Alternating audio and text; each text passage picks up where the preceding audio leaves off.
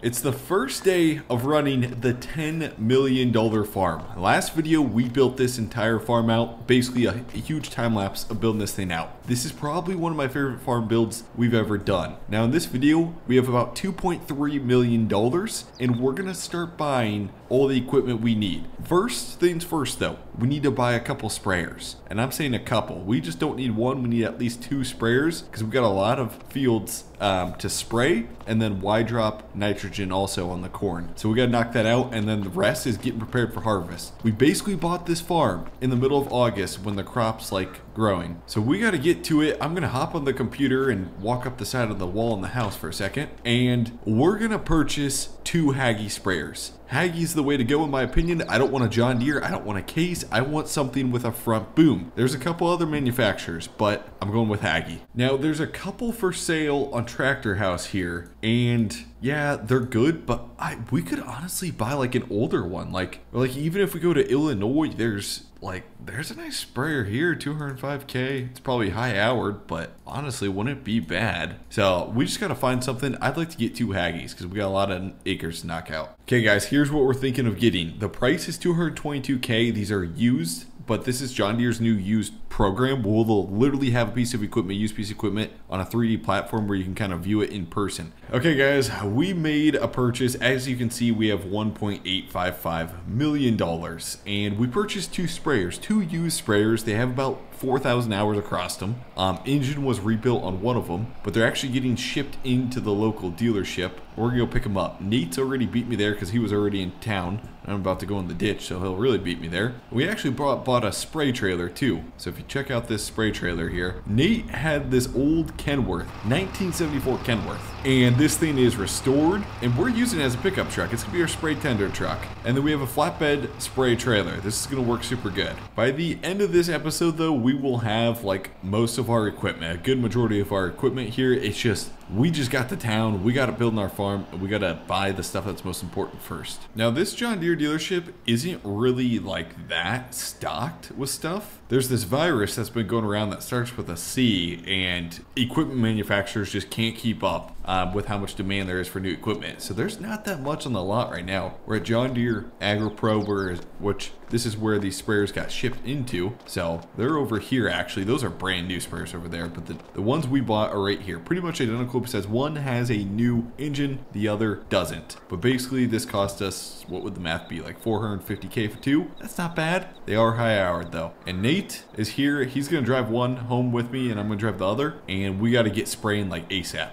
Now pretty much these are like literally an X9 combine cab, guys. When you look in these, this is the same cab as like a brand new John Deere combine. It's obviously got the Hagie like body, Hagie paint and stuff like that, but the cab is like really nice and fancy in here. Everything runs good with Green Star. So we've got 4640s up there. Oh yeah, this will work good. We got John Deere Hop Center up there. This is gonna be nice. Check this out. Both these sprayers, which I probably shouldn't do here, have 120-foot booms on them. Although it does feel like it's 90-foot booms. I think that's 120 though. So we're really gonna be able to cover a lot of ground. And then also on these, the bars in the front, which is super nice to have when you drive one of these. I don't know why, but like it feels like as you're F1, like having the bar in front is so much nicer spraying, I feel like. This is not an all-wheel steer sprayer. Some of the new ones have all-wheel steering. This does not have all-wheel steering on it, unfortunately. Okay, Nate, let's hit the road. You go ahead in front of me. Okay, we'll hit the road, throw our flashers on, and I cannot see in front of me too well, so we gotta make sure we stay on the right side of the road. With these Hagies, I mean, you can fly 32 mile an hour right now. This is, yeah, this is pretty quick.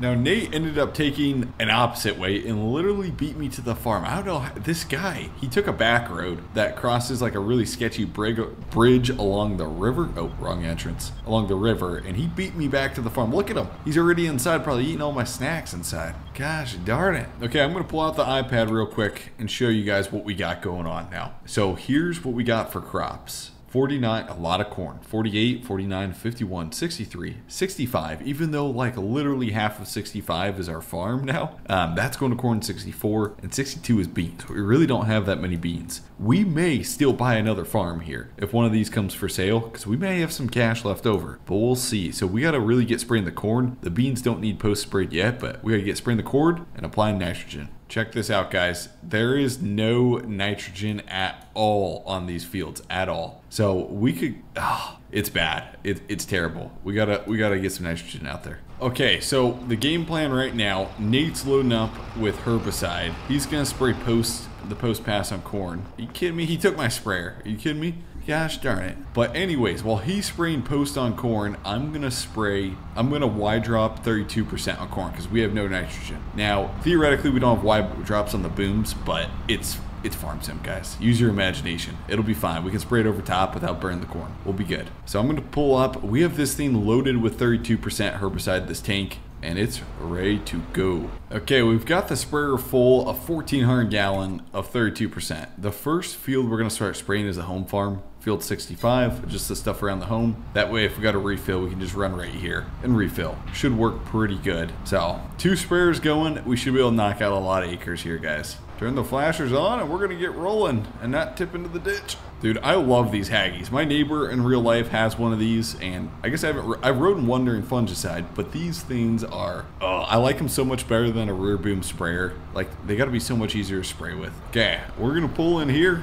get her unfolded. Not hit the power lines, don't hit the power lines, otherwise we're dead. There we go, we're good. We're not dead yet. Okay, we got the sprayer ready to go. Just pretend we have wire drops on, and then to lower the boom, let's see here. To lower the boom, I can lower it like that. So with the controller, even though we could probably keep the boom a little high. Yeah, we'll keep the boom. We'll keep the boom up here. Okay, it took us a little bit, but we got this spray, and we realized we had to fill this with containers, literally the pallet like containers that you buy with liquid nitrogen fertilizer. So we got that going. Look, if you look at the bottom of the left map, we're spraying. This thing is working good. And oh yeah, I can run 19 mile an hour through the field with it. Oh, this is gonna work good. 120-foot booms, we can knock out a lot of acres at a time. I may have to, like, I don't know, it's kind of tough to see where you're at in the field though. That's the one thing, is I don't have like auto steer set up on this. So now if we look at the yield potential, 100%, where we sprayed our nitrogen. Now if we go over here, like where we didn't spray our nitrogen, the expected yield is 75%. So by putting on this nitrogen, we're getting about 25% more, which honestly, in real life, you would have way more yield loss by not putting any nitrogen out there. Okay, we'll turn off the booms. Oh yeah, we need to put a lot of nitrogen in this spot, looks like. That's Nate buying some liquid fertilizer, guys, if you see that. We're just gonna get the edge. I can't get the back corner of that field the best. Turn off the booms, turn around,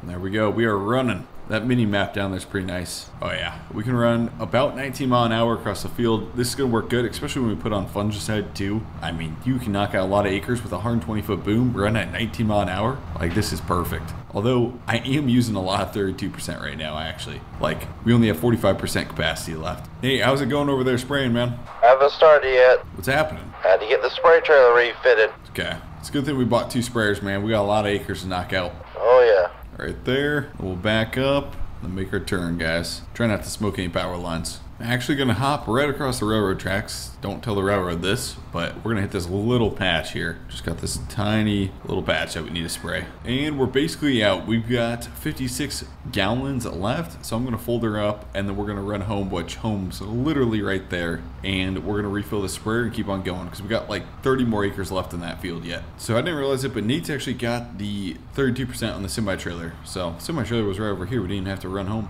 Just gonna pull up here and we're gonna refill her right there. Perfect. Okay, we are full. We're out of here, and as you can see, Nate's still spraying right there. He's rolling. Okay, we are rolling. Everything's working good. We're spraying.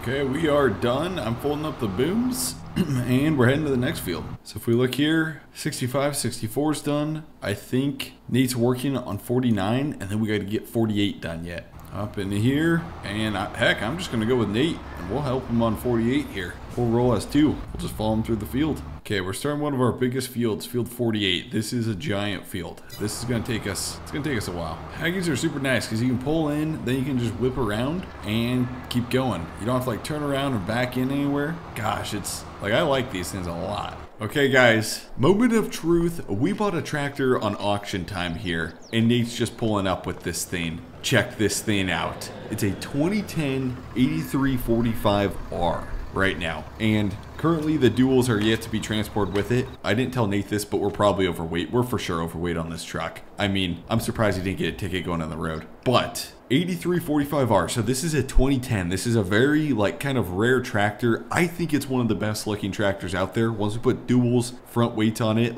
this is definitely a dream tractor in real life to have someday, especially just the 2010 model. 8110 is a good tractor. I love that thing, but this is also up there with an 8110. Now, this has a power shift transmission. I think in real life, these only have IVTs, but I could be wrong. So we've got the duals coming for this thing. We've got front weights for it. And yes, this is gonna be a perfect tractor for us. By the way, the ticket's sitting in your front seat. Oh, he did get a ticket, son of a gun. Okay, I knew we were gonna be overweight with that thing. They stopped me time I left. So if we get inside of it here, quick question. Does anybody know how to put the steering wheel down? I can't get Simple IC to work and put the steering wheel down. So right now I gotta drive with this tractor with the steering wheel up. If anybody knows on this specific tractor in Farm Sim how to put the steering wheel down, let me know. But we got a 2630 display up there. Like I said, power shift transmission, no def, 2010 model. This is before we got into the 8Rs, the front end design. I think the front end design looks awesome on these. I think it's a good looking tractor. And we paid about $250,000 for this with 3,000 hours on it. It's a little pricey, but it'll be a good tractor for us versus buying an 8RX or something like that. That's crazy expensive. And also, Nate got all the spraying done. He finished up spraying, so all of our fields are sprayed. Haggies are actually cleaned off. They're in the shop, and we're just getting prepped for harvest now. Okay, we're gonna get the tires on the tractor, and me and Nate just do it the redneck way to jack this thing up. We haven't bought a jack yet for the shop, so we just use the JCB, just kind of get under. Nate will guide me, just lift up the front. A little bit more. All right, come on up. Whoa, you need to come forward. Forward? Okay. Yep, right there, right there. Go up, up, up, up, up, up, up, up. Right there. Okay, perfect. Put blocks underneath it.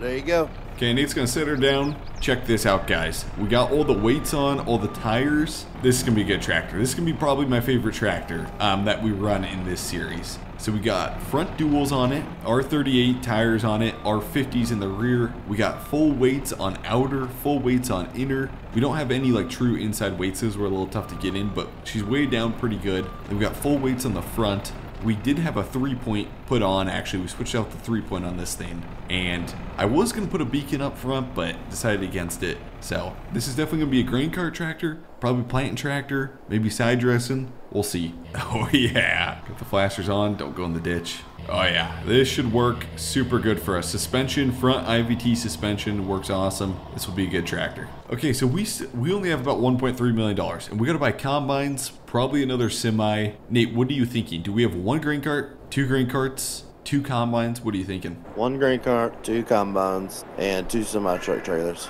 Okay. Basically, this year, guys, we're going to be a little tight on money until we harvest the crop. So we probably won't run giant equipment this year. It's going to be a little tough. So you're thinking 2 combines. Do we go an X9 or do we go something smaller?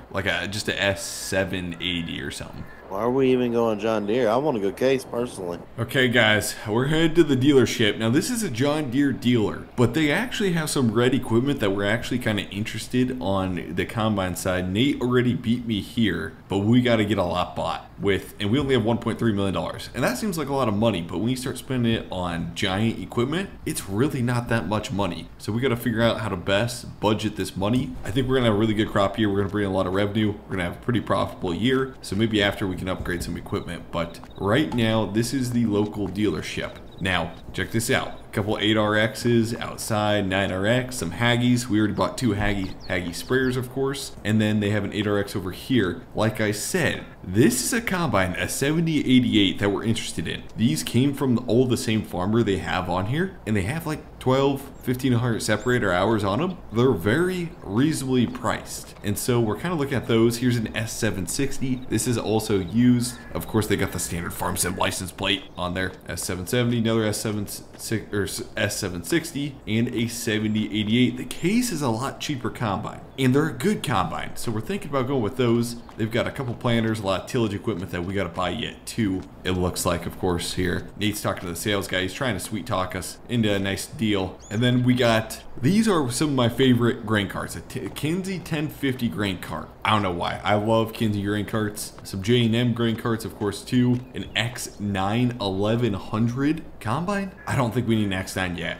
Now this I don't think we can afford this yet. But this has got to be hands down. I would take this over an X9, an S790. It's got a giant grain tank up there. It's on tracks. The S790, in my opinion, is one of the best looking combines on tracks. And then we got the X9. X9 is a good looking combine too, but I don't know why. The S790, I just really love that combine. So yeah, these are options to choose from. There's some 9RXs here. We'll see what we end up going from. Okay, now they do also have some 2-tracks. Here's an 8RT 410 2-track with 20, I think it's 25-inch tracks, fully weighted down, and then they got more of like a row crop 8RT 340, skinnier tracks, can fit down rows a lot better, still weighted down pretty good. And then they got some old stuff, a 9430T rock box, fully weighted, 9630T, same thing, basically rock box, fully weighted. And then they got an 8320R, which, like I said, I'm a huge fan of these tractors. I love these tractors. They look awesome. Okay, so with our last $1.3 million, the combine that I'm going to choose for a combine, I get to choose a combine, Nate gets to choose a combine. I'm going to take this S790. Now, we talked with the dealership. It's used. It's got some kind of custom wrap on it, which I kind of like. I really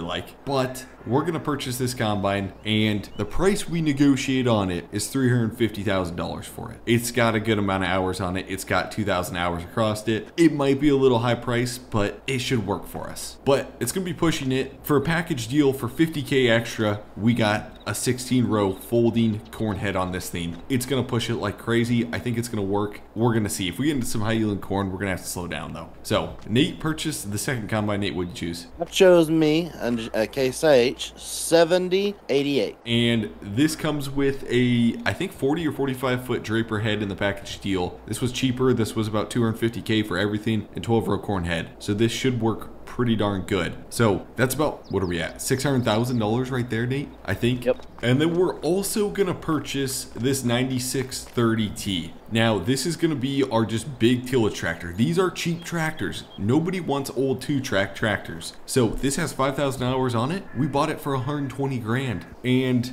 it maybe has some issues, but it's gonna be a good cheap horse for us. So this also has a 3-point PTO. So if we need a grain cart back in the day, you know, we could run this tractor. It's gonna just be our cheap old horsepower tillage tractor until we get more money. So for those tractors and headers, we paid $720,000, which I think we're set up pretty darn good going into this year. We got $638,000 left. Nate, we got to get this equipment moved, man. Let's do it. And on top of that, we bought a 1050 Kinsey grain cart for $70K. This is used. It's a used grain cart, but it's going to work good for us. So we lost another $70K there. Maybe in the future, we'll buy a brand new tractor. I can't get myself to buy brand new equipment just yet, guys. We don't have enough money. It's just used equipment for now is the way to go. So we got the 9630T hooked up to the Kinsey grain cart, and we're going to take it on down the road. We got a ways to go. This is not going to be the grain cart tractor. The 8345R is going to be the grain cart tractor. That'll work a lot better. And Nate's heading down there with the combine. You can see him way up there. Okay, and we are back at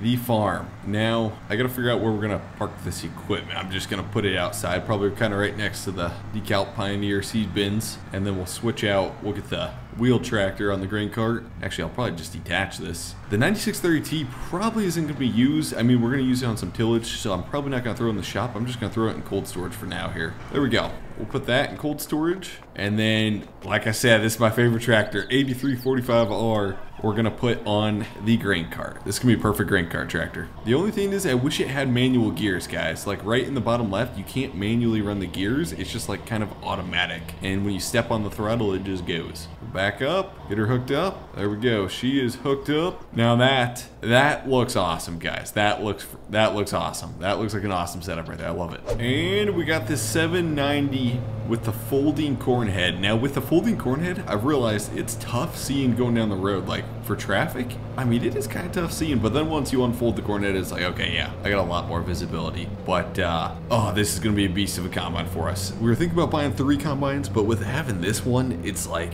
I think we'll be fine with 2 combines. Okay, we should be good with that. That looks awesome. Unfortunately though, the American flag isn't like placed the best on it. That's one thing I don't like. I don't know if it's supposed to be like that or if it's just kind of like the design screwed up or on the mod or something like that. It's kind of cool, but it doesn't represent the American flag the best when it's kind of like ripped apart on there, you know? And Nate stopped at the Mexican food place for lunch. And there he finally is with a 7088. There we go. Okay, we got the bean header, 50-foot bean header pulled in here. Now, Nate's kind of doing some stuff on the front lawn, so I'm kind of cutting around. We'll end up probably cutting across the scale to the back of the place. But here's the 50-footer. Unfortunately, this trailer doesn't have a locking mechanism, so I gotta take it like really slow, otherwise this thing falls off the entire trailer, which is kind of annoying, but it's working. We're gonna pull her across the scale, even though we probably shouldn't. And then I think we're gonna try and fit this thing inside the shed. It's gonna be a little tough. I'm gonna use the 706 to get that thing in there, because it's gonna be tough backing that thing in. And then we also need to buy another semi yet. Nate's got his corn head and the combine. Nate, should we just put the corn heads under the hoop buildings? That's what I was doing. Okay, yeah, I'll do that too then. Nate's gonna have a tough time backing that thing in there.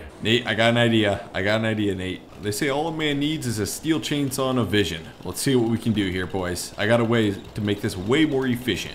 Okay, here she is. We got this little like dirt path going around. That way we don't have to back up headers and stuff. We can pull through equipment if we need to into the back of the farm. It basically just goes all the way around. Let's see. To that entrance down there, swings all the way around behind the trees. And then we got a nice little ramp coming up to the back of the shed. This should work pretty good. Perfect. Well, heck, I'm not even gonna back her in. I'm just gonna take the new path we created.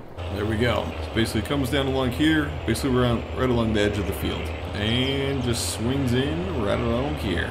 Oh yeah, this works awesome. Let's see, I'm gonna get her pretty much as close to the wall as possible. Got her unhooked, and we'll just leave her here for now. Gosh, it's like sliding off the trailer. These trailers are not the best trailers because they just don't lock down. Nate. There we go.